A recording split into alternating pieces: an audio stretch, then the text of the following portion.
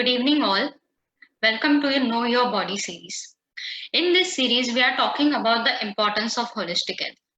In our previous webinar, we spoke about Eat Right, about the importance of healthy eating and how healthy eating helps us to lead a healthy life. In our second episode, today we will be discussing about Breathe Right. Breathing is an essential element of life and it is very important for health and wellness. However, we often forget to give complete attention to it. To discuss this further, we have with us Dr. Yogesh Patil, MD physician.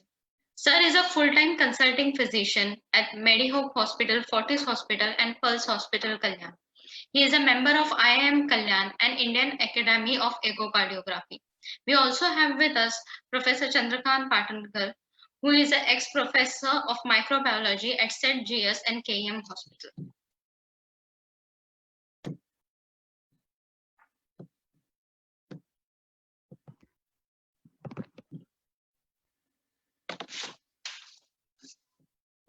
Hello, Sanjana. Good evening, sir. Good evening. So I would like to ask you to talk further upon Breathe Right. Okay, thank you very much. Welcome, Dr. Yogesh Patil.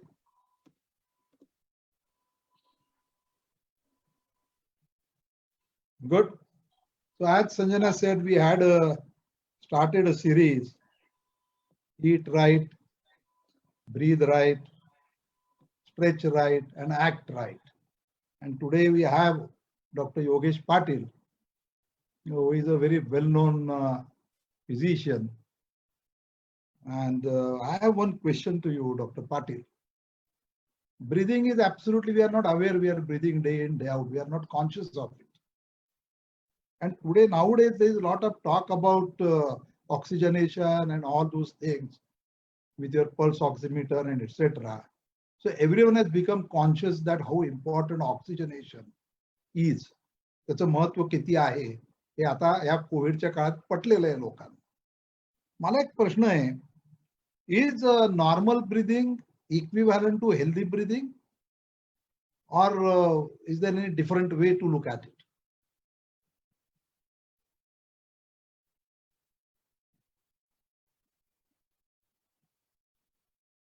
Sir, तुम्ही mute आहात.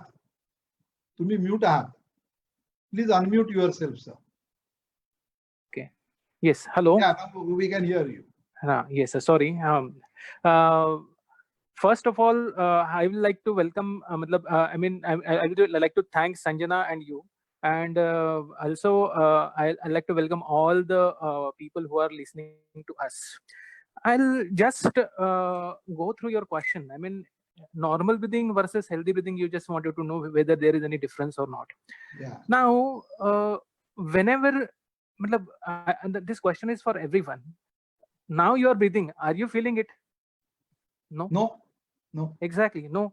So that is what is normal breathing. Normal breathing is like it is very much. It has to be very clean. It has to be with ease and effortless. When you are not aware of it, it is normal breathing. Okay. Now, when you want to look towards healthy breathing, now for this, I'll just give one analogy: normal diet and healthy diet. Now everybody is conscious about healthy diet. I guarantee nobody is. Everybody knows about healthy diet, but nobody is having that healthy diet properly in house. This is what is going on. I mean, 90% people know, but they cannot follow. Same is with heavy breathing. Healthy breathing. I just wanted to say, the healthy breathing is like. For that, I'll just have to just show you about our respiratory system. Sanjana, can you go for the next slide, please?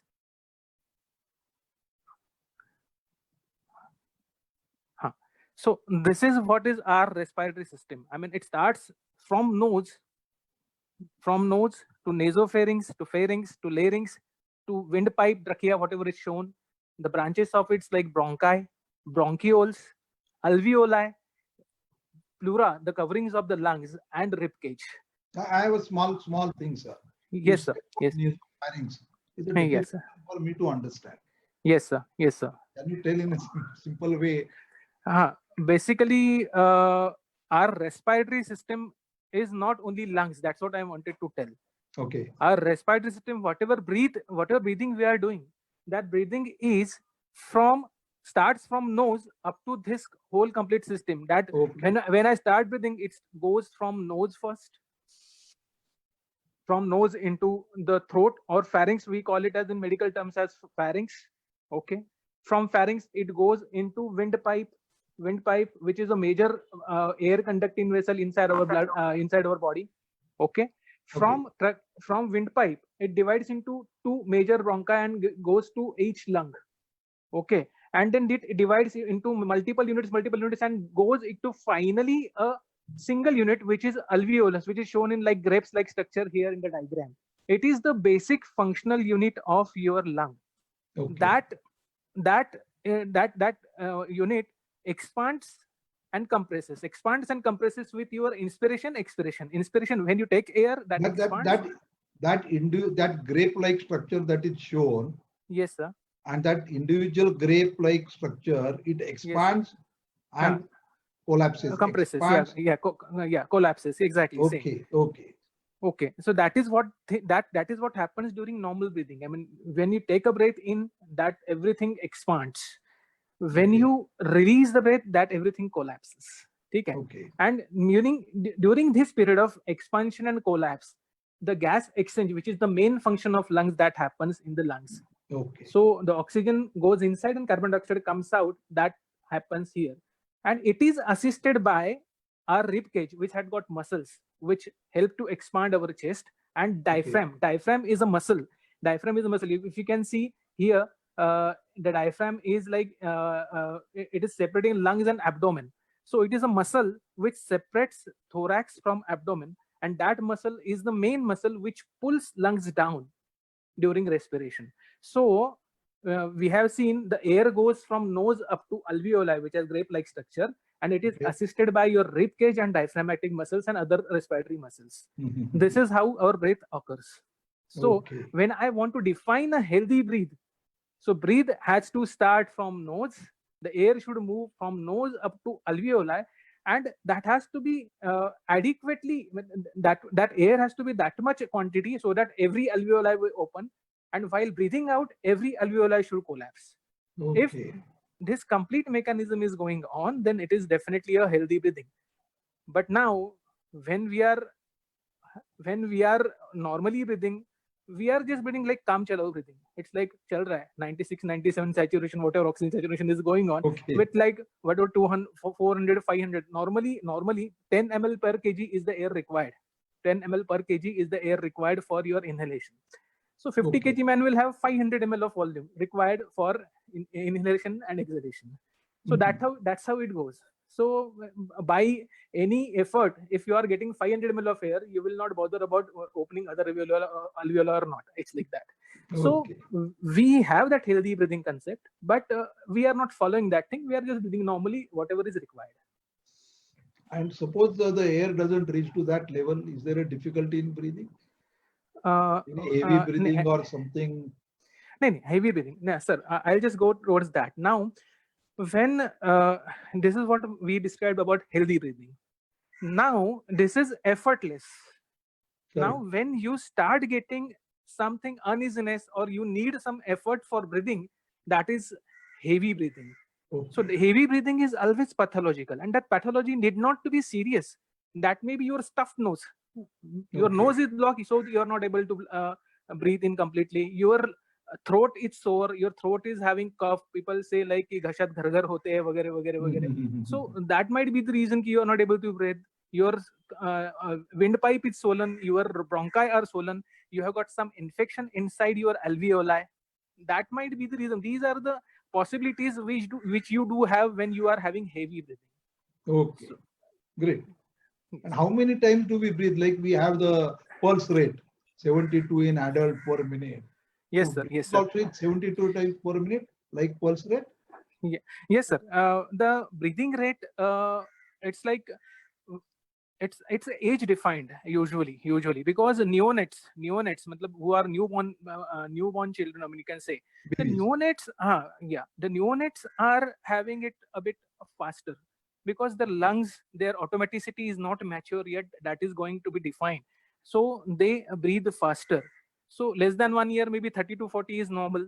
1 to 2 years 25 to 35, 2 to 5 is 25 to 30 respirations per minute, breaths per minute, you can say, is normal. For adults, more than 12 years, 12 to 16 is normal. Usually, we consider more than 20 as abnormal. 16 to 20 is like hyperventilation of normal physiological things also. So, less than 12 is hypoventilation. It is like reduced number of breaths per minute. More than 60 is hyperventilation, which is more than 16 is hyperventilation. It is increased breaths per minute. So, is this yes, sir. hypo or hyperventilation you said?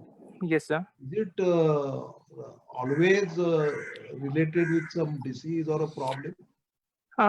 Yeah, sir, now we go one by one. Firstly, we'll discuss hyperventilation. So Okay. hyperventilation is increased number of breaths per minute. Okay. So as I previously mentioned, more than 16 should be hyperventilation. But usually we consider more than 20. More than 20, it's most of the times it's some problematic. 16 to 20 can be physiological. So physiological means I'm exercising, my respiratory rate has increased. So that is acceptable. If I'm breathing by 18 per minute with exercise, that is fine. There is some temporary thing like fever had come, fever had gone. During that period, Correct. some hyperventilation there. So these are the things which are like reversible things that we don't consider. So more than 20, if breath rate is there, definitely there has to be some problem, and that problem has to be searched. And So- this hyperventilation, which leads to lower, see, when you are breathing fast, the gas exchange at the alveolar level will be fast, and the carbon dioxide, which has to be there at a certain level inside your body, is thrown out more rapidly, and your carbon dioxide levels get lower, and that may cause you some symptoms like feeling dizzy, can't catch your breath, chest pain, sometimes muscle spasms, that you can get with that thing, sir. Okay. So this is about hyperventilation. Okay. And about hypoventilation? Yeah. And the other part is like reduced breathing rate. I mean, it is called as hypoventilation. So hypoventilation is you can say classified into two things basically. It's like peripheral causes and central causes. Peripheral and central. Central means what? From brain. Wherever there is automaticity inside your brain which maintains your breath rate, that part has got some problem. That's why your breath rate has reduced. It is called as central hypoventilation. It is totally different thing. I mean, out of scope of this webinar actually. Okay. And peripheral is like snoring. I mean, obstruction to the airway that leads to hypoventilation. Like people who got obesity have got fat chunk besides their neck, and that can lead to closure of your glottis and epiglottis. Glottis मतलब परजीव आणि जीभ चिटकून जाते. परजीव आणि जीभ चिटकून जाते, आणि त्यामुळे that leads to you can say carbon dioxide which has to be thrown out is not thrown out, and the carbon dioxide levels increase. That may lead to your hypoventilation complications basically. Okay. So obesity, fatigue, headache, hypertension, these are the things these are the people who are seen hypoventilation commonly. Chronic lung diseases can lead to hypoventilation commonly. These are the things I just wanted to mention in hypoventilation, sir. So both hyperventilation and hypoventilation in an excess, both praman se zyada ho gaya, it will lead to problems. There will be some problems. It is like that only. It is like that. And temporary hyperventilation is not to be worried about. Not to be worried about. Yes, sir. Yes, sir. Exercise even hypoventilation while you are sleeping, your breath rate can go up to 8 also. But because body is having minimum needs, that's why that thing is acceptable in sleep. So that is physiological. Okay. So it's not a disease basically. Not a disease. Yes. So, always. Not always. Always not a disease. But there are some alarms, like I said, hypoventilation. When you are breathing less, pathologically breathing less, you'll sleep will be disturbed subconscious levels, and next day you will feel like daytime sleepiness. You will have headache. So all these complaints will come, and definitely that is a worrisome factor for those patients. And relatives will complain you ki यांच्या घोरण्यामुळे आमची झोप mode होते. It's like that. It's like that's how it goes, sir. Snoring is the indication of this problem. Hypoventilation. Yes, sir. Hypoventilation problem. Yes, sir. Oh, I wasn't aware of this. Yes, sir. Okay. Now, very interesting thing is when you said earlier. Yes, sir. requirement is around 10 ml per kilogram average. बराबर. Yes, sir. How Yes, you sir. measure it, they can? नहीं, And suppose there are some people who have some respiratory problems. yes, sir. Yes, sir. People doing something, holding some instrument and Yeah. doing something with the instrument. Okay. What is okay. it exactly? Sir, basically, you are pointing towards diagnostics of this lung capacity, basically.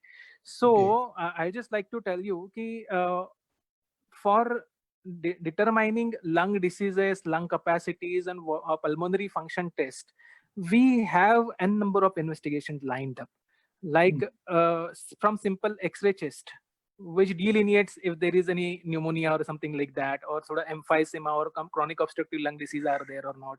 Even ECG sometimes can diagnose some diseases. So these are basic investigations. But to know ki how much is the capacity of this person's lung, there is a test called as spirometry. Spirometry is an it's a computerized based basically test in which the patient has to blow and suck air as per guided. That I will tell you how. And that computer calculates those volumes for that patient. The basic data of that patient is filled inside the computer, like whatever name, age, sex, whatever, and then weight and height of the patient. Accordingly, the parameters are set for the patient. Now the patient will, as shown in this diagram, patient has hold some that instrument inside his mouth. Okay. That that mouthpiece has to be kept away first. Patient has to exhale completely, then hold that mouthpiece into the mouthpiece in mouth and inhale completely. Whatever is the maximum capacity of the patient, inhale, suck air from that mouthpiece completely into that thing. Once the maximum capacity of inspiration is reached, patient will forcefully exhale through that tube continuously and maintain that speed till he can do that thing. Once he reaches the end point of expiration, again he will deep inspire up to the maximum capacity. This is one cycle. So if immediately machine will sense all those parameters and tell you there are some checkpoints. If the checkpoints are correct, patient will be told, no, now you need not do it. If the checkpoints are not correct, then patient has to repeat that thing till those checkpoints are corrected. So this is how it gives. Now this method gives us two things: volumes of the lungs and flow rates. Flow rates means how per minute how much air has been flown through that thing, and that decides. Rate also is important. Yeah, rate is also important because when we are studying pulmonary functions, we are not studying only lung parenchyma, we are studying windpipes and other pipes also. So the rate of the air going through that also is important to diagnose diseases like bronchial asthma or bronchiolitis, the allergic bronchiolitis. So that will be defined with this thing. When we decide, like forced expiratory volume is the one thing that we search for that thing, and forced expiratory flow rates we search for that thing. So both of them will define the patient has got any chronic obstructive airway disease like emphysema, chronic bronchitis, or patient has got asthma, which is reversible with treatment or not. I just forgot to mention, one cycle is done right now without medication. Patient is given medication after that, and the cycle is repeated to see the changes after medications. So how the medications are helping or not, that has to be done also this along with spirometry. So that's how spirometer helps in doing all the things, sir. But healthy person जो normal है, spirometer वगैरह करने की जरूरत नहीं है ना? Definitely not there, sir. Basically, we are doing spirometry for those patients who are having some issues. Okay. Like chronic obstructive airway diseases, like all these things, like asthma-like tendency, we are having breathlessness, we are having chronic cough. We are searching for the cause. Basically, where we are going toward obstructive airway disease or lung parenchymal disease. That's why we want to define. Okay. Now we are showing here in this image, some three balls are there, green, yellow. Yes, sir. Incentive spirometer. Kind of this instrument is about. Sir, this incentive spirometer nowadays it has got very much importance, because previously we used to get patients like with breathlessness. Okay. Yeah. Now some patient comes with breathlessness. So 50% patient used to be with respiratory components and 50% were other causes. But now this COVID scenario, 90% patients of breathlessness are because of lungs. And because COVID causes pneumonia, interstitial pneumonia, that has got something related to elasticity of the lungs. Now, because the elasticity of the lungs has reduced, we need something to give to the patient so that these lungs will open. So if you can see that incentive spirometer, it has got 3 balls, red, yellow, and green ball. Each is suggestive of volumes like 600 ml per second, 900 ml per second, 1200 ml per second. So patient if you can see, there is a mouthpiece also. So patient will hold that thing. These are the pneumonia patients. See, this has been used in post-surgical patients also, where lung is in picture. I mean, cardiovascular thoracic surgeries, you can say, major surgeries, you can say, where lung collapse are usually seen post-operatively. So post-operatively, these incentive parameters are given to many patients previously also. But for COVID pneumonias also, right now we are giving this thing to increase the health lung capacities. Basically, patient will hold that mouthpiece and suck air with his maximum capacity and slowly release the air. So slowly, whatever we have seen, patients cannot even inflate that single balloon also, single ball also initially, and then afterwards they can do that thing. I mean, this has to be done maybe for COVID pneumonia patient who are doing, they have to do this thing, this exercise of sucking ball 20 times every hour. 20 times every hour, so that their lung capacity will slowly increase, and along with that oxygen saturation will also increase. Okay, so this is an exercise for helping the lungs, basically, Lungs, exactly. to Yes, regain sir. their original capacity. Yes, sir. Yes, sir. Yes, sir. That's very well said. Now, you said just now something like oxygen saturation. Yes, sir. Yes, sir. Can you please elaborate on that? Sir, oxygen saturation is now whatever we discussed like spirometry and all, these are subjective. Matlab, patient has to do with all his, but if patient is not doing, the results will not be proper. It's like that. And there are some things which are objective. Matlab, which patient does or not does, that they are going to be whatever their body is showing, that has to be seen. That will be seen in those things. So oxygen saturation is the thing which is to be which is to be measured. And now in COVID era, everybody is having this pulse oximeter at home to measure, because there are some ailments like COVID is very weird virus. I mean, it's like after fever phase, second week has got that dramatic changes which lead to inflammatory cascade and leads to COVID pneumonia, and suddenly desaturation occurs.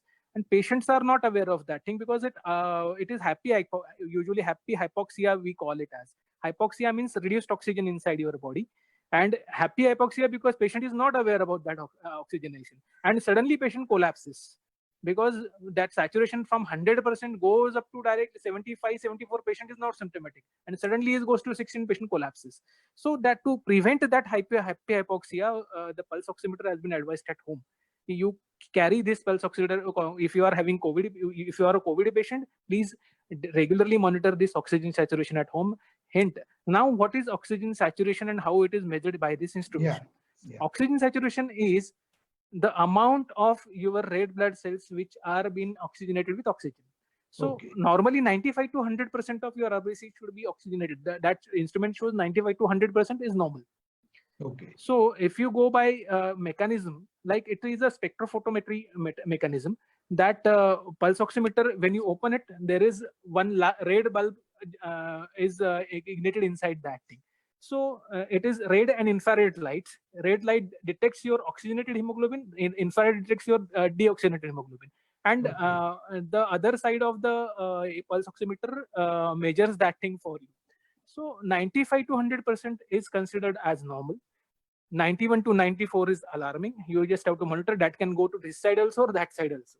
But less than 90 is definitely worrisome. You need to go to hospital immediately. No, does this oxygen saturation vary in a normal healthy individual also? Yes, sir. Yeah, it varies. It varies when you are exercising. It can reduce. It can reduce up to 96, 94 also. And then when you rest, it normalizes.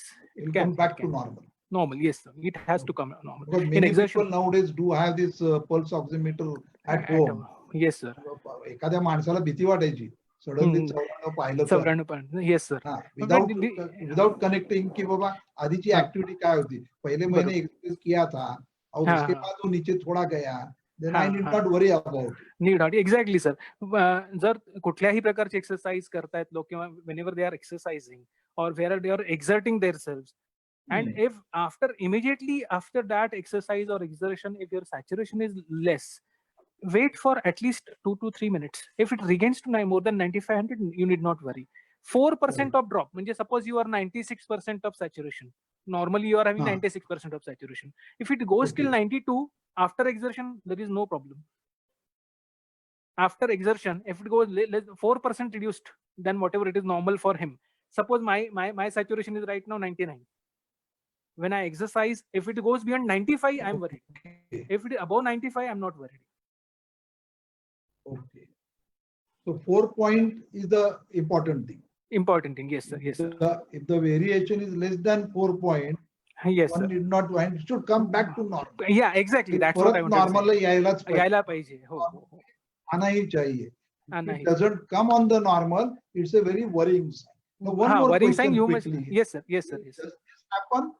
Does this happen only in COVID cases or other illnesses are also no, there? sir. No, COVID is right now the focus. That's why I mentioned COVID.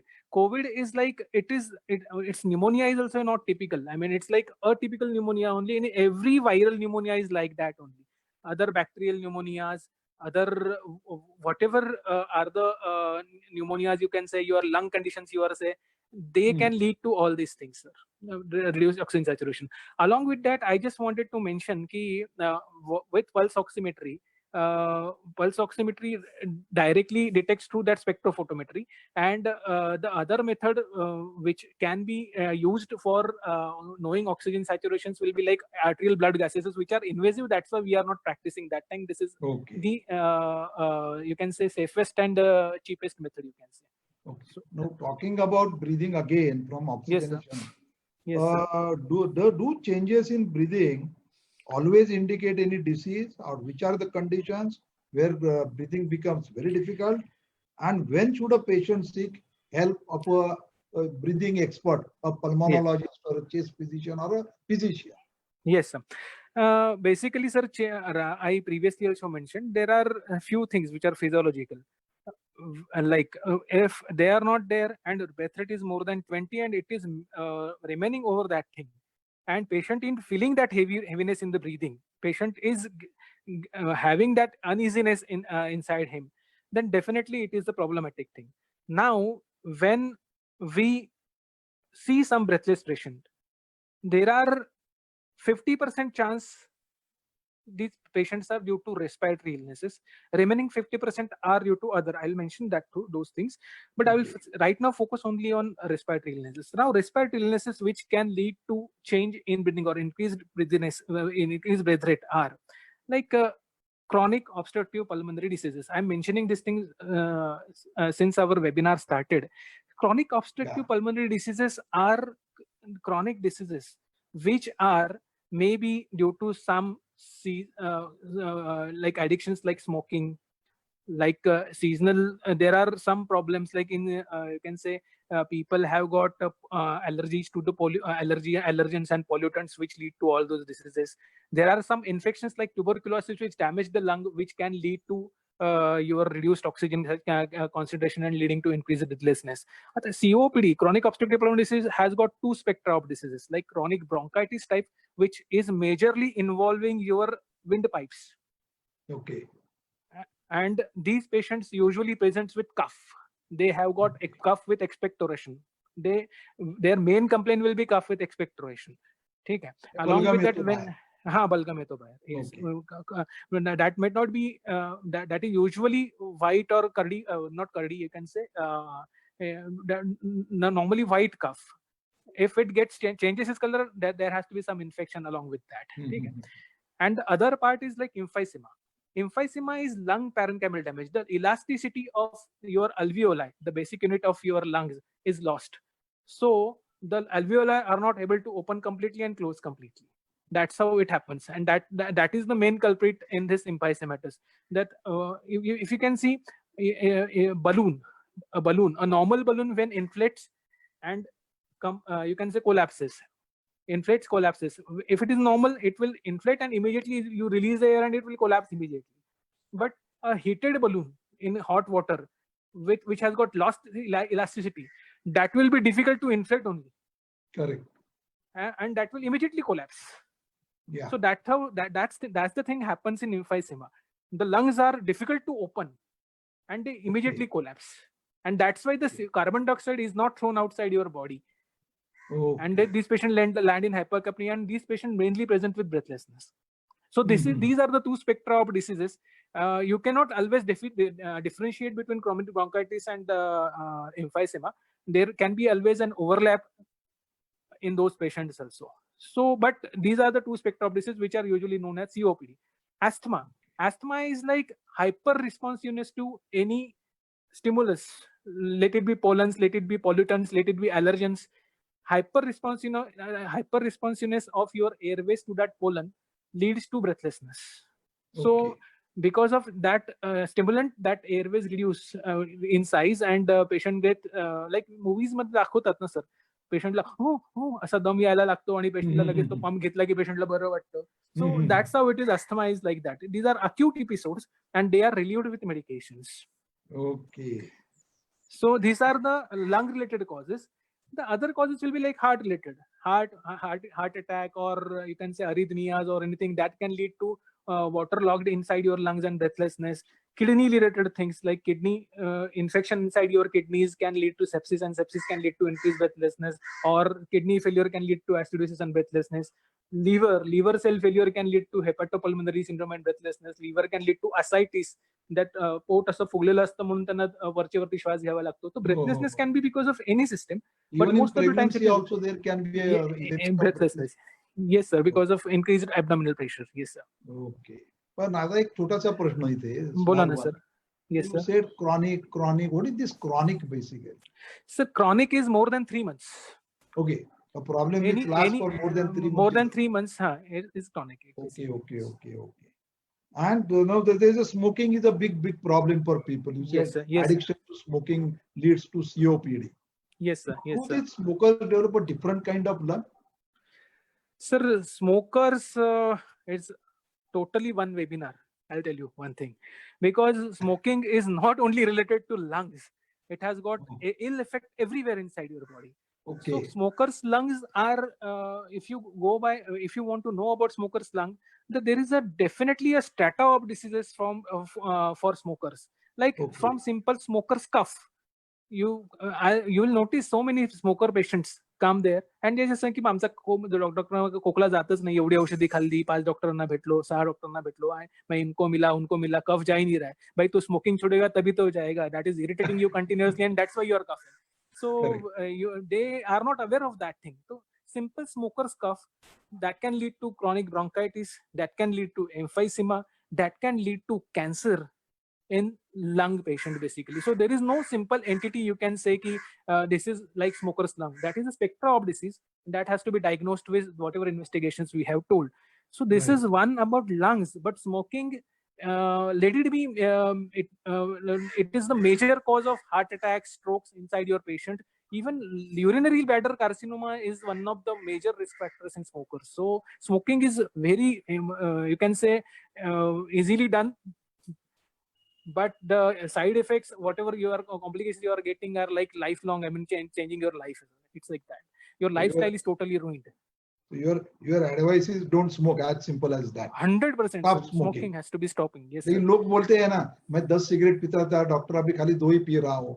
जहर आप कितना इतना problem करने होगा क्या फिर? Sir poison आप 10 लो या 2 लो, वो प्रॉब्लम तो करने ही वाला है कभी ना कभी. और एक इशू है यहाँ पे. Yes sir. People also differentiate between a cigarette and a bidi. Is bidi as harmful as a cigarette or less harmful? Sir, rather I'll say you one thing कि which is more harmful or which is less harmful is not at all a problem. मतलब cyanide ज्यादा dangerous है कि एकोनाइट ज्यादा dangerous है, ऐसा पूछने जैसा वो चीज हो गया. मतलब पॉइजन आप कोई भी दो, दोनों पॉइजन ही है. दोनों पॉइजन ही है. The only thing is people are like smart enough. मतलब they are like now having थोड़ा सा like पळवाटा आहे सर त्यांच्याकडे. जसं मैं तो फिल्टर लगा के फिर स्मोकिंग करता हूँ and all everything. Sir, smoking whatever it may be, it has to be like BD smoking with filter, without filter, cigarette smoking, or let it be passive smoking. When we are not smoking, you are smoking others exhaled, you can say smoke also. That is also dangerous. Okay, the So- smoke that comes in atmosphere also, that also is Yes, dangerous. yes, sir. Matlab, when a person is smoking in front of you, or you are getting fumes from that person, that is also dangerous for you. That will lead to breathing problems. Yes, sir. Yes, sir. Okay, now I have one more area to explore. Yes, sir. Showed us the spirometer and the exercises done on a spirometer. Yes, sir. And you also told that this spirometer thing is for basically patients. Yes, sir. Yes, But sir. are there any breathing exercises for normal healthy people who are not having any obvious problem? Yes, जिसको कोई भी ऐसा open ऐसा problem नहीं है breathing का, ऐसे Yes, sir. Normal healthy लोगों के लिए भी कोई ब्रीदिंग एक्सरसाइजेस रहते हैं क्या? Sir, definitely. I will And go through any that. other exercises other Yes, sir. than spirometer for the Yes, sir. patients also? Yes, sir. So there is some entity now. The slide has come, but I'll just tell you one thing. Ki breathing exercises is a completely rehabilitation part for the patients who are deceased. Okay. So whatever exercises right now, maybe in next 5-6 slides, whatever exercises I will be showing, or whatever data I'll be showing, I'll just recommend everybody ki these are just and names to be told right now here. We are maybe telling you techniques, whatever it is there, but they are not to be practiced with this much of data. People have to consult proper whoso are expert in that thing. Like if we are like COPD and asthma patient who need to have some exercises, there are rehabilitation experts, occupational therapists and physiotherapists who are available, who will teach you proper method and learn from that and then practice. Reading from somewhere or learning from YouTube will not help them. That has Okay. to be, this is just for making them aware that there are some exercises which can help them definitely, and they must search for that thing. They must go to the authentic person and do it. That's what I just wanted to tell. Okay. Now अपने आप चालू मत करो. Hmm. आपका webinar सुन के या तो YouTube पे जाके you have to seek a expert's advice. Exactly, sir. आप रहेंगे, जैसे सर ने बताया, अभी फिजियोथेरेपिस्ट रहेंगे, ऑक्यूपेशनल थेरेपिस्ट रहेंगे, या कोई डॉक्टर से उनको मिलो, उनसे समझो अच्छी तरह और बाद में वो एक्सरसाइज करो. Yes, you learn and then practice. Yeah, You that's an just important warning. one-sided. Yes, sir. Yes, sir. Yes, sir. So these are the all exercises. Sanjana, if you can quickly go through that. Breathing exercises like COPD, like pursed lip breathing, like inhale completely through nose and make purse of lips, like शिट्टी वाजवण्यासाठी आपण तोंड बनवतो तसं, जैसे city मारने के लिए करते हैं वैसा, और through that pursed lips slowly exhale. Okay. That's how it goes. So there are some modifications done. 1 breath and 3 times exhaled fast. 2 times completely inhalation and fast exhalation are the some methods which are being shown here. So these are exercises recommended by American Academy of Family Physicians, and they have to be done properly under guidance, learned, and then only practiced at home. And mind you, these exercises are definitely helping COPD and asthmatic patients everywhere. Okay. So they increase their lung capacity, and whatever medications they are on, the doses are seen to be reduced. So these are really helpful. The patients must seek. Similarly, with along with COPD, asthma also, alom vinulom. One moment, sir. One moment. Can Yes, you sir. go one slide back? Yeah. Yeah. Diaphragmatic breathing. Yes, sir. आणि abdominal breathing. Yes, sir. जे pot मागे पुढे करून पेट को आगे पीछे करके, they are one and the same or they are different? Sir, abdominal breathing, whatever you are saying, is because of diaphragm only. So when diaphragm Okay. expands, your tummy expands. When diaphragm goes in, abdomen goes in. Okay. Thank you, sir. Yeah. So similarly in asthma, vilom anulom, you can say whatever it is showing, like harmonium is like expansion of harmonium, and shoelaces, like these are all exercises to increase your lung capacity, nothing else. Okay. Vilom anulom will, whatever alternate nostril breathing they have shown, it's like vilom anuloma in pranayama. Correct. So like vilom anuloma will increase your whatever windpipe flow rates, that will increase through that thing, and that will help in asthma. That's how they have shown. So Okay. now this is for deceased patients. For normal patients, deep breathing. What is deep breathing? So deep breathing is like if I tell you now, right now, to take a deep breath. If right now, if I tell you to take a deep breath, you start taking deep breath through nose when you are taking a breath. only in the nose you can feel air moving. Otherwise, rest all is increased in your chest size, tummy expansion and tummy relaxation, chest size relaxation. That's how you feel. Okay, so deep breathing is one of the techniques that has been defined. I mean, it's nothing like same I told you, I explained at the time of healthy breathing, to open up every alveoli and to compress every alveoli. So slowly you will deep, completely inhale, hold your breath for some time and exhale. That's how it goes. So this deep breathing, when you are doing that thing, see, normally when you are breathing, it is effortless. You are not aware of that breathing. But when you are breathing deep, you are aware of your breath. Your total concentration is towards breaths. So when you are breathing deep, at that time, your whole concentration is towards breathing. So mind gets relaxed. The chemical locha, whatever chemical gadbad inside is your brain, that gets relieved. And you are getting relieved with tensions, relieved with pains. That increased in opening of alveoli increases your immune system, improves your quality of blood. It strengthens also your lungs because elasticity of your lungs has increased. The capacity of your rib cage has increased. The diaphragmatic exercises has done. And because of this, you can say few minutes, maybe 10 to 15 minutes, whatever chemical reaction inside your brain has occurred, releases endorphins that elevates your mood. So that's how deep breathing helps to normal people, you can say, patient's name, normal people. How many times in a day would you advise to do for? Sir, see, it's like that. You need to train your body for deep breathing. So whenever you are having free time, you are sitting comfortably, you have time to practice that thing. It's not necessary you will find out some point in the early morning like you're doing yoga or pranayam, something like that. You are sitting in your chair properly, do it that thing, no issues. Is there any So this is problem one- of like hyperoxygenation? No, If sir. I do deep for Because longer you are time, because you are breathing deep and you are exhaling also completely. So whatever Okay, you are so there's taking, you are no issue. throwing out also. Yeah. right? So this is one technique they have shown. I mean, this is usually practiced. I mean, you can say overall world. This is probably 4-7-8 breathing technique. You will inhale for 4 seconds. You will hold breath for 7 seconds and exhale slowly for 8 seconds. They have written forcefully. There are two methods, like forcefully for asthmatic patient, slowly for emphysema patients. These are the cycles. I mean, these are modifications done by n number of people. So that can be done. Okay. I mean, but 4-7-8 is like 4-second inhalation, 7 seconds hold breath, and 8-second exhale. That can be done repeated for maybe 5 to 10 cycles. But again, advisable to do with experts' advice. Yes, sir. We have to learn. We have to learn. Yeah. And what about pranayam? Sir, pranayam and all. Definitely, sir. People are doing pranayama. I'll just tell you one thing. I have mentioned like Bhastika pranayama, Kapalbhati, then Bhramari pranayama, and Anulom Vilom. These are the things which are to be done for strengthening of your lung system. These are definitely helpful, and definitely they are good. You can say exercises for your lungs, but they have to be learnt from authentic yoga teachers first thing.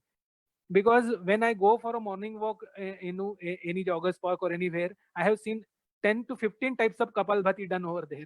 So wrong techniques will definitely have side effects. They will not have good effects. They will definitely harm you. So learn proper techniques and practice it. That's what I just wanted to say. These are the pranayamas that definitely will help you, but that has to be learned from proper, you can say, authentic yoga teachers, and then only practiced. Somebody is teaching you and you are practicing that thing, that may harm you. Okay. So now from the exercises, I will like you to take to some other area altogether. Yes, sir. When we sleep, yes, sir, there is always a argument. Yes, sir. डाव्या कुशीवर झोपू, उजव्या कुशीवर झोपू, पाठीवर झोपू, पोटावर झोपू, कि मैं साइड में सो जाऊं, लेफ्ट साइड पे टर्न होके सो जाऊं, राइट साइड में टर्न होके सो जाऊं, या तो मैं मेरे पीठ पे सो जाऊं या पेट पे सो जाऊं. Yes, sir. Because nowadays, even in COVID patients, I read yes, that sleeping on your tummy, the prone position, is found to be helpful to them. Yes, sir. Yes, so sir. Maybe yes, sir. I do not have any problem presently. Yes, sir. Yes, sir. मैं आपसे पेट पे सोना चालू करूं, क्या करूं? नहीं नहीं सर, थोड़ा सा I just take you away from this thing, because sleeping in which position has to be defined as per condition. Okay. Now, if patient is having back pain, so he will have some position like fetal position. Sleeping in fetal position will help them. Okay. When we'll say when if they sleep upright, like on back or something like that, they may increase. There may be increase in their back pain or neck pain or something like that. So in fetal Mhm. position, if they sleep, they will that will be helpful. Mhm. For normal people who are not having any back pain or whatever it may be, so sleeping on back is the best position for them. Okay. Sitting on left lateral may help in digestion, that is the one of the advantages of sleeping on left lateral. So normally we change positions in the Yes, sir. night time, so Correct. left lateral, right lateral, even right lateral has got no harm, but sleeping prone to normal patients will definitely be a problem, because they are not in need of that thing, sir. They are not in need of that thing. That is not, you can say, peaceful sleep. They'll maybe ache at the stomach level, maybe a bit down, maybe at scapular clavicular level. So ache start at that thing. So for normal people, sleeping prone will not be helpful like it is in COVID patients. Now we'll come to COVID patients. COVID, it's not only about COVID patients, sir. Prone ventilation, we call it as basically. Okay. Prone ventilation is the entity which has been coined since maybe 15 to 20 years. It is in medical science, basically. Yeah. Patients who are having problems with lungs, like lungs are filled with completely infection, those patients usually are helped by prone position, because lungs are not symmetrical. The maximum chunk of lungs is posteriorly, and anteriorly there is a small you can say chunk of lungs available. So when you are Okay. sleeping dorsally, normal position, and you are having pneumonia all over lung, so that oxygenation will get hampered. When you are sleeping prone, that dorsal part will completely expand, and that will improve oxygenation. So Okay. the patients who are having low oxygen, suppose I am somebody is having COVID pneumonia and his saturation is 85% when he is sleeping. Now, if I don't do interfere, that may reduce to 70, 75, and patient may need a ventilator. So what I will do, I will turn him. His saturation will become 94, 93. So he may not need ventilator. So that is the Okay. one intervention step that is avoided by prone ventilation. So patients who are hypoxic, for them, prone ventilation is important. Not to the normal patients. Normal patients can sleep Correct. in any position they are comfortable with. Okay. So simply, I should not be lying on my tummy when I Yeah, sleep. exactly. Because I have no problem. Yes, sir. As simple as that. Yes, sir. Yes, sir. Now we come to the, Because 95 or 100, matlab whatever saturation you are having, yeah, normal patient, if it is correct. 95 or 100, brain Correct. is not bothered. If it is more than 95, brain is not bothered. Very true. It's like we are like competitive people ना, 12वीं का mark 99 ही चाहिए, 100 ही चाहिए. Saturation को वैसा नहीं होता है. 95 and above है, brain is not bothered. So Good. it's like that. Yes, sir. Now this learning about breathing and everything, what you have told is so useful. Yes, sir. I am doing my breathing myself, helping Yes, sir. myself Yes, with sir. all those exercises for healthy people and everything. Can Yes. I help someone else to breathe? A person who is in dire need of unable to breathe or something. Yes, sir. Because I heard there's something known as CPR. We hear this term very well, and in your MBBS curriculum also, CPR Yes, is sir. Yes, a lot of importance. So what is this C- CPR is like it is if you can see, it is an emergency procedure for a patient who is collapsed completely. Now you are Okay. walking on the road and you suddenly see that somebody is collapsed in front of you. First of all, go to that patient whosoever collapsed and just vigorously try to make him awaken. If that patient awakens, fine, immediately go to the hospital. If that patient is not responding, immediately you have to start CPR, cardiopulmonary resuscitation. It has been called, because patient his collapse is, it may be because of heart problem or lung problem, whatever it may be. But we have to maintain his circulation, and along with circulation, oxygenation. so that his brain will receive, the vital organs will receive blood flow and oxygen totally, and so that he will be survived. So till the medical help will arrive, he will survive. So this is an emergency procedure that can be done by anyone, mind you, anyone can do that thing, but that has to be seen properly. I mean, at least n number of hospitals, n number of people are doing it free of cost. If anywhere around there is a seminar of CPR CPR is going on, please attend that thing. At least you will get an idea of what has to be done, how has to be done. Right now I'm showing in the picture like it's CAB, like compressions. Patient is collapsed in front of you, he is not responding. On chest with your wrists like this, you start compressing. If you can see that man is completely, the hands are completely straight, and only on wrist here he's giving pressure from his back. So like this, that compressions has to go on continuously. Then second is airway. Now when patient is collapsed, his tongue and everything is stuck up with each thing. So we'll extend his hair. The neck has to be extended completely so that this windpipe is completely in one line. So that will open up that airway. And now patient is not breathing. So you have to push oxygen inside him. So there will be two people, either one person can do or two people can do. One patient will compress 15 times, one patient will compress, or that man will compress, and the other one will blow one time air inside. He will hold the lips of the patient and blow air inside the chest. That's how this procedure has to go. 15:1 or 30:2 has to be there. So usually we recommend in CPR 15:1, so that 15 compressions followed by one breath, 15 compressions followed by one breath.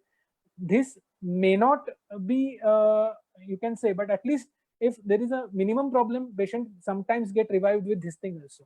So that has to be done, that has to be learned. If you get opportunity to see anywhere CPR or something like that, definitely learn those things, because these are life-saving techniques, sir. Very true, very true. I think it's a very important thing that every one of us should learn these life-saving techniques. Yes, sir. From proper places, obviously. Yes, sir. And one should not be afraid of it. Afraid of it. Exactly, sir. Take proper precautions also while Yes, doing sir. it. I think now we should be having a lot of questions coming from the viewers also. Yes, sir. Sanjana?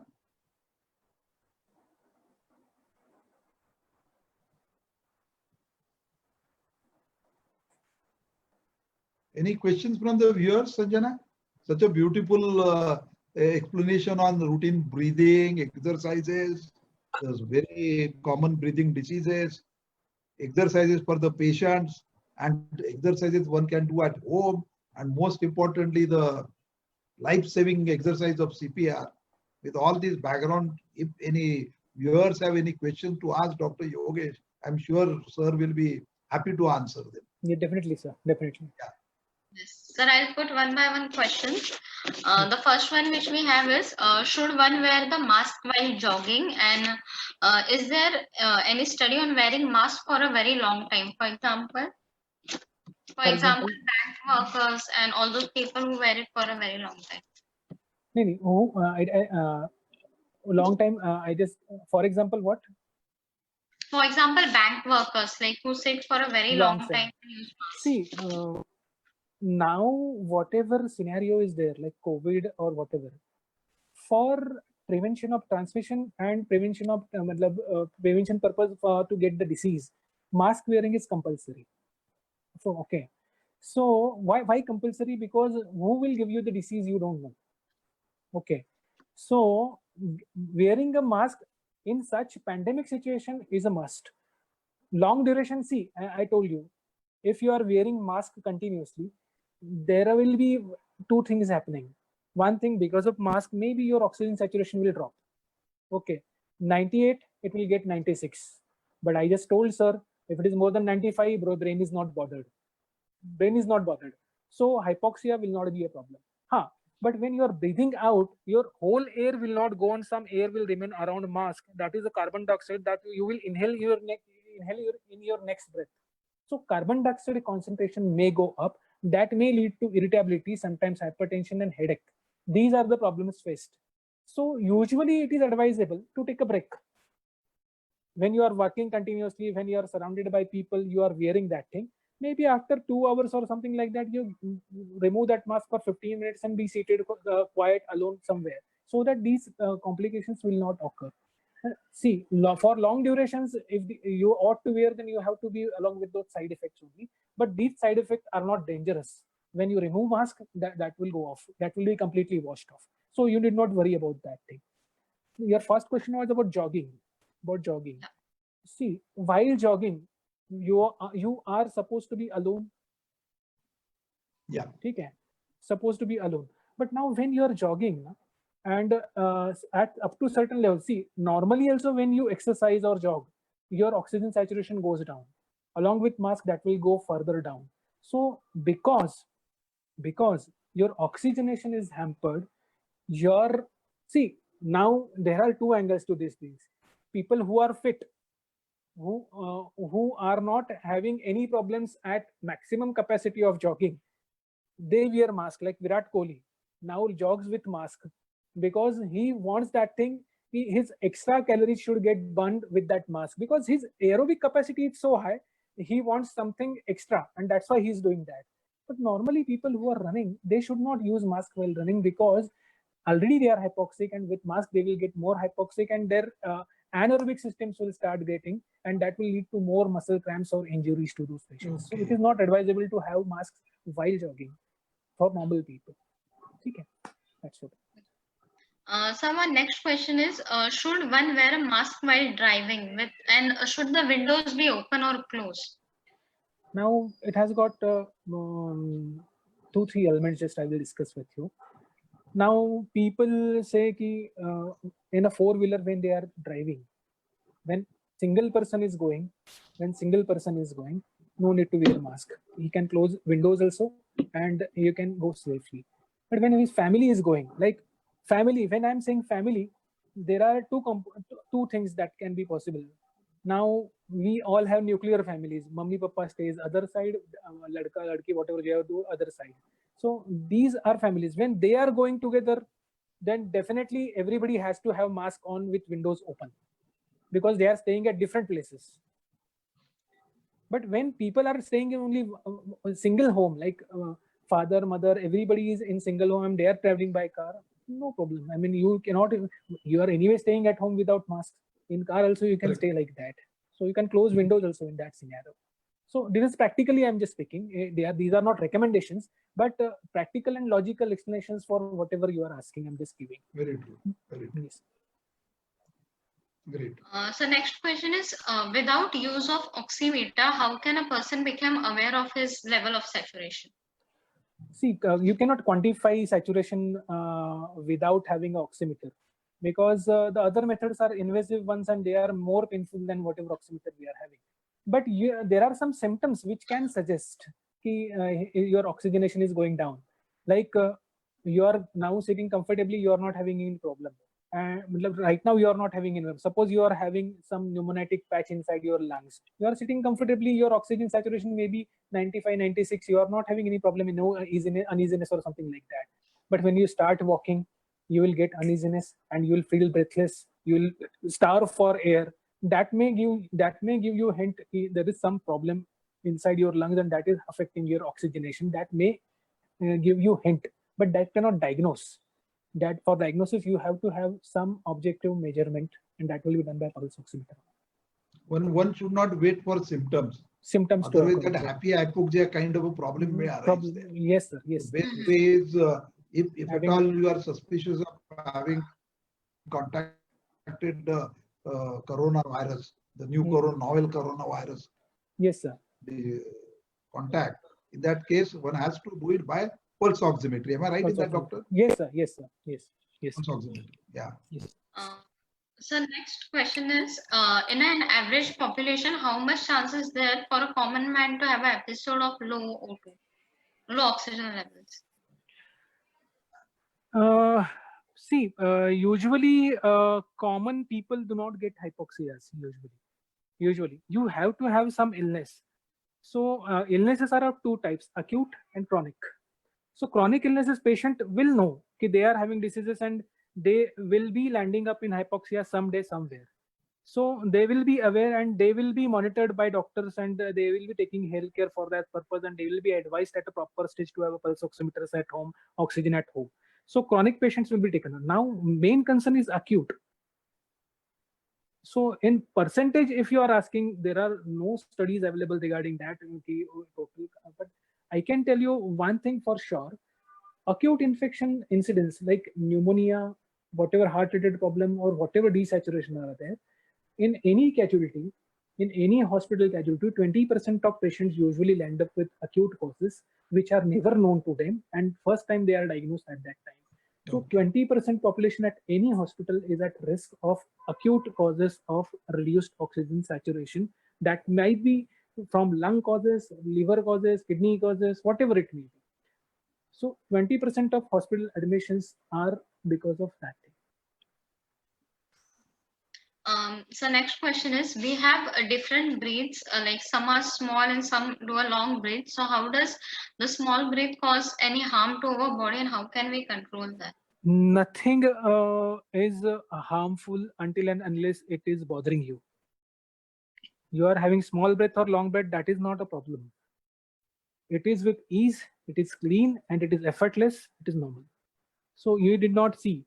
See, breathing is the only thing that humans can control until and unless it is, till it is normal.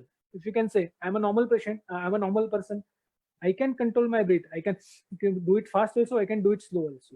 That is the only automatic thing that can be controlled till everything is normal inside body. If a pneumonia patient is there, tell him to control his breath. He cannot control it because body takes that thing, control out of that thing. So till you are conscious, till you are not having any problem, you can control your breath also, and you can breathe whatever way you want. If there are some problems, body will definitely tell you and take that control out from you. It's like that. So next question is, what factors in the physiology supports healthy breathing and other than exercises? I didn't get the question. I mean, what does the person? Factors in the physiology support healthy breathing other than breathing exercises? So apart from breathing exercises, how can the breathing be helped? Like, what are the factors involved in? Basically, healthy lifestyle. Other than that, basically good sleep, good food, good exercise. These are the other factors that will definitely help in normal breathing pattern, developing lung capacities and all other things. That's what I can tell. Nothing else. Stress-free life. Definitely stress-free life. Sir rightly said. So another question we have is frequent shortness of breathing after having food is a severe issue? It's not a severe issue, but it is goes more towards a stomach problem rather than lung problem. Frequent shortness of breathing after food. If you ask me, it is like GERD we call gastroesophageal reflux disease or gastroparesis. Like stomach is not contracting properly, so that food is not moving ahead. Though distension of abdomen is there, so your abdominal part of breathing is not there. So you are breathing slowly, breathing fast. I mean, short and fast breathing you are taking. Once that food moves ahead, or whatever gases are there inside that move through burp or anything else, that pressure is relieved, and then you get relieved of all these things. So it is more of a stomach problem than lungs usually. Okay. Yeah. So next question is, what precautions should one take while changing from sedentary to active to high stress activities? Precautions, that has to be slowly and listen to your body. So most important thing is listen to your body. When you are sedentary to a bit active and then highest active, whatever you are going. So I cannot, like I'm now walking, suppose for there is a 1.2 kilometers track. I'm taking 5 rounds of 10. Today I'm taking suppose 120 minutes for that thing. I cannot go to 60 minutes within 1 month. I have to listen to my body. If my body is accepting that thing, that is fine. Because if you go fast, your joints and everything will get affected. Joints, muscles, somewhere some tear will occur and you'll have to just sit up, and again that will go to sedentary. So slowly increase that thing. I'll recommend always go under training only. I mean, some experts are available always. They will increase your whatever lifestyle you want to increase, like whatever intensity you want to increase, that will be graded, and that has to be graded. You can go by like slow walking, a bit fast walking, then brisk walking, brisk jog, then jog, then run. This may take some people within 6 months, some people can do, but if your body is not feasible, that you may take 2 years for that thing. Nothing, that is not a problem. Listen to your body. Under expert guidance, if you do, you will not have injuries, that is for sure. So definitely go through a proper guidance, listen to your body, and do all these things properly. That's how it should go. Okay. So next question we have is, what breathing patterns or exercise should comorbid patients follow, and will it improve their comorbid condition? Depends on which comorbidity you are having. So now, if obesity, you are considering obesity as a comorbid condition, weight loss is the first thing that has to be done rather than breath exercises. Breath exercises is just an remedy to help your breathing, or whatever your problems are there inside your lungs, to improvise your lung function. These are remedies, but they are not treating your disease. So comorbidity has to be treated properly from a specific doctor. Lung techniques will improve your immunity, you can say, that will alleviate your tensions or something like that. So these are lifestyle measures, and these are your immunity measures. These are your healthy lifestyle measures that will improvise, but that is not going to help in your comorbidities. Comorbidities has to be treated by specialized people. So control those comorbidities. These things will help you regain your stamina, you can say. Whatever activities you are doing, these will definitely help you. So last question we have is, kindly suggest some breathing exercise in present of COVID-19 situations.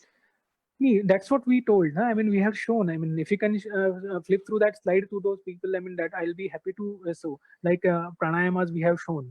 So you can tell them, okay, you just show them, they can note it down and practice that thing from whichever guru. See, there are n number of kriyas available, n number of gurus available.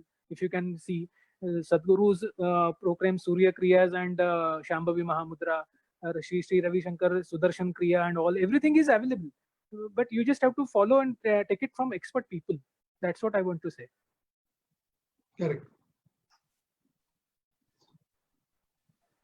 So these are all the things like Bhastrikar Pranayam and all, whatever. Yeah. Thank you.